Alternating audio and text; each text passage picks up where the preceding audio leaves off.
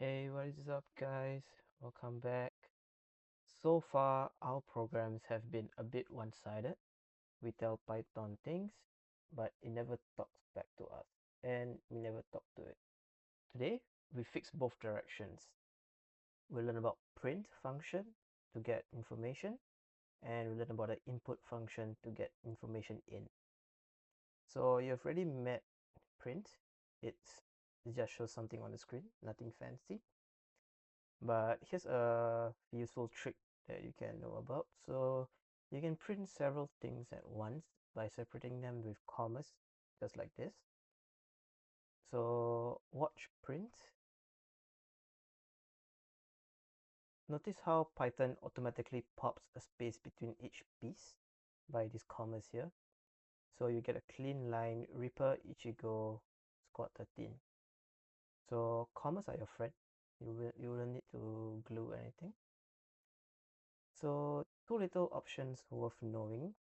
Sep here, control what goes between your values. Here I set it to comma space. So the three names print as Ichigo, Rukia, and Renji. Secondly, n. N controls what happens at the end of the line. Normally, print function ends with a new line. But here, I set n to 3 dots, so loading doesn't break to a new line. And done lands right after it. Loading, dot, dot, dot, done on one line. You won't need this constantly, but when you want output to look tidy, that's how. And if you guys hover over this print function, you should be able to see in this little info box here. So as you can see here, sep, the default is actually none, a space. Then for n, the default is actually this /n, which breaks a line. Yep. So now the other direction, input function. So this is how your program asks the user a question. You say I run it, look at the top of your screen, it will ask the question. So you just have to put in your input, let's say Shinji, and you press enter.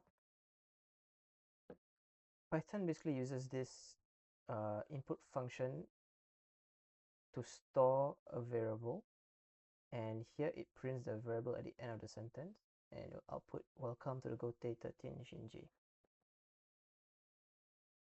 So yeah, the pause and wait is the whole point of input. Let's show you again. So you basically just pause the entire code here. You wait for your answer. Say Shinji again, and you'll output the answer. Okay, so this next bit is the single most important thing in the whole video. So stay with me here. I'm going to ask for an age here. As you can see in the code, age is supposed to input how old are you, and a question pops up here. Let's say I'm going to put 10. Okay, sorry, no, 23. It looks like a number, right? So, but watch what type the what what's the output of this print type. You might think that it's a number because we put 23. You might think it's an integer, right? But if I press enter, it shows that the class, the type is a string. So this catches everyone, especially when they're new. So no matter what the user types, even if it's clearly digits or it's a float, like a float is a like 19.053 whatever, it will always come back as a string. So if you try to do math on it, Python will actually give back an error, and you will have to convert this string into a number yourself. So I guess that's a perfect cliffhanger to end off with, because rescuing a number out of that text from input function is exactly what the next chapter is about, which is type conversion. Today, or this episode, just burn this into your memory. Input always gives you a string. Alright, for now, some quick recap. Remember, print shows the output, and commas let you print several values with neat spaces. Sep and n will let you fine-tune the formatting. Remember, the default for sep is a blank space.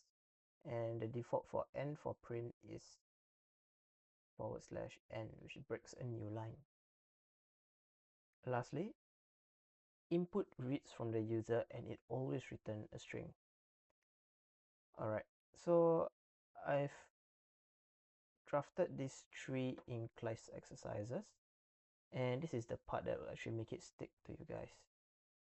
So they will get harder as you go. The first is just a warm-up with print, then second brings in input, and the last one will ask you to combine 2 inputs into one welcome message. So you can pause the video and do all 3. The solutions are at the very bottom, but let's not look at that first, okay? So try it out, and I'll see you in the next one, where we turn that pesky input string into a real number. Bye-bye.